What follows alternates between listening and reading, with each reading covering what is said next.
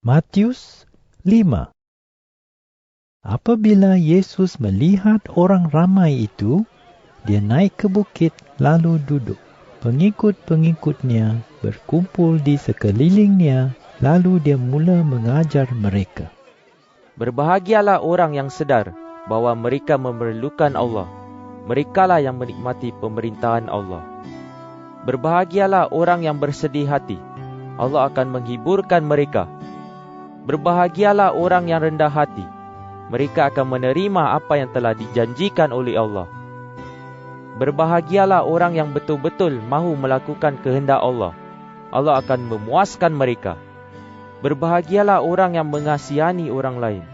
Allah juga akan mengasihani mereka. Berbahagialah orang yang murni hati. Mereka akan mengenal Allah. Berbahagialah orang yang membawa kedamaian antara manusia. Allah akan menyebut mereka anak-anaknya.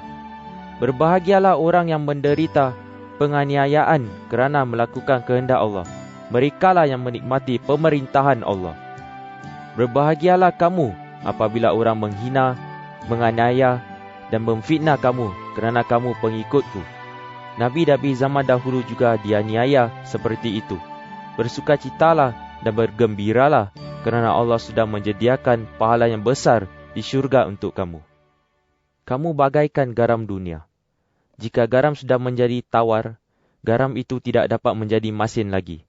Garam seperti itu tidak berguna lagi, selain dibuang dan dipijak-pijak orang.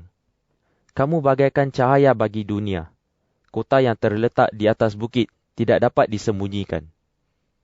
Tidak seorang pun memasang pelita lalu menaruhnya di bawah pasu, tetapi dia akan meletakkannya di atas kaki pelita supaya memberikan cahaya kepada setiap orang di dalam rumah. Hendaklah cahaya kamu juga bersinar di hadapan orang, supaya mereka melihat perbuatan kamu yang baik, lalu memuji Bapa kamu yang di syurga. Janganlah menganggap bahawa aku datang untuk menghapuskan Taurat Musa dan ajaran Nabi-Nabi. Aku tidak datang untuk menghapuskannya, tetapi aku datang supaya semua ajaran itu berlaku. Ingatlah, selama langit dan bumi masih ada, titik atau huruf yang terkecil sekalipun di dalam Taurat tidak akan dihapuskan jika semuanya belum berlaku. Oleh itu, sesiapa melanggar hukum yang paling tidak penting sekalipun, serta mengajar orang lain berbuat demikian, orang itu akan menjadi yang paling tidak penting antara orang yang menikmati pemerintahan Allah. Sebaliknya, sesiapa mentaati Taurat dan mengajar orang lain berbuat demikian, orang itu akan menjadi penting antara orang yang menikmati pemerintahan Allah. Oleh itu, ingatlah bahawa kamu dapat menikmati pemerintahan Allah hanya jika kamu lebih setia daripada guru Taurat dan orang Farisi dalam usaha kamu melakukan kehendak Allah. Kamu sudah mendengar yang diajarkan kepada nenek moyang kita. Jangan membunuh. Sesiapa yang membunuh orang akan diadili. Tetapi sekarang aku berkata kepada kamu, sesiapa yang marah terhadap saudaranya akan diadili. Dan sesiapa yang memaki saudaranya akan dibawa ke hadapan majlis agama. Dan sesiapa yang memanggil saudaranya jahil patut dibuang ke dalam api neraka. Oleh itu, apabila kamu hendak mempersembahkan pemberian di atas mazbah kepada Allah, lalu teringat bahawa saudaramu sakit hati terhadap kamu, tinggalkanlah pemberianmu di hadapan mazbah. Pergilah berdamai dahulu dengan dia, barulah kembali lalu persembahkan pemberian kamu itu kepada Allah. Jika seseorang hendak mendakwa kamu di mahkamah, berdamailah dengan dia selagi ada masa dan sebelum tiba di mahkamah. Jika tidak, orang itu akan menyerahkan kamu kepada hakim. Lalu hakim akan menyerahkan kamu kepada polis. Kemudian polis akan memenjarakan kamu.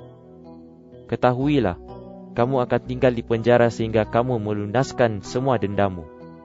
Kamu sudah mendengar ajaran seperti berikut. Jangan berzina.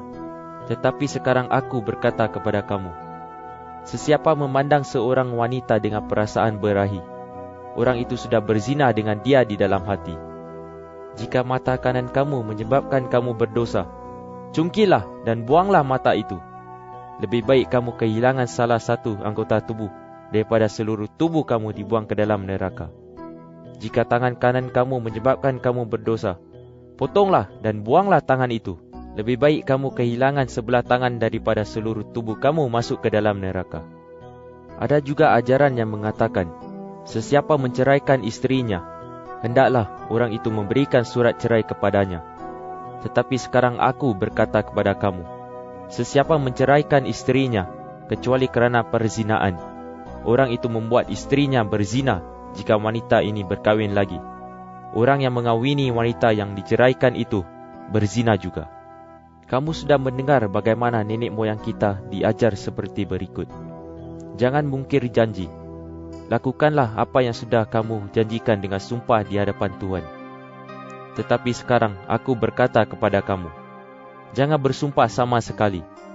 Jangan bersumpah demi langit, kerana langit itu takhta Allah, atau demi bumi, kerana bumi itu alas kakinya, atau demi Yerusalem, kerana kota itu kota Allah, Raja yang besar.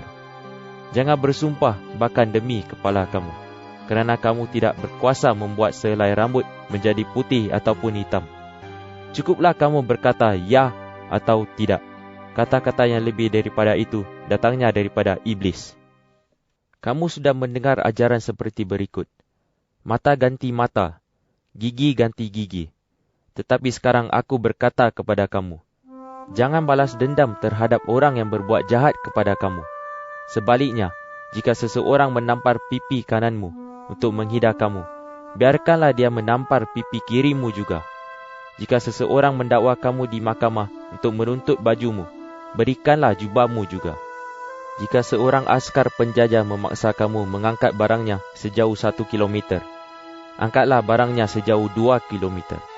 Jika seseorang meminta sesuatu daripada kamu, berikanlah apa yang dimintanya. Jika seseorang hendak meminjam sesuatu daripada kamu, pinjamkan apa yang dikehendakinya. Kamu sudah mendengar ajaran seperti berikut. Kasihilah sahabatmu dan bencilah musuhmu. Tetapi sekarang aku berkata kepada kamu, kasihilah musuh kamu dan berdoalah bagi orang yang menganiaya kamu. Dengan demikian kamu menjadi anak-anak Bapa kamu yang di syurga, kerana Allah menerbitkan matahari yang dijadikannya untuk orang yang baik dan yang jahat. Dia menurunkan hujan untuk orang yang mentaati Allah dan juga untuk orang yang tidak mentaatinya. Patutkah kamu menerima pahala daripada Allah jika kamu hanya mengasihi orang yang mengasihi kamu? Bukankah para pemungut cukai pun berbuat demikian? Jika kamu hanya beramah-ramahan dengan kawan-kawan kamu, apakah kelebihannya? Orang yang tidak mengenal Allah pun berbuat demikian. Kamu harus mengasihi semua orang, seperti Bapa kamu yang di syurga mengasihi semua orang.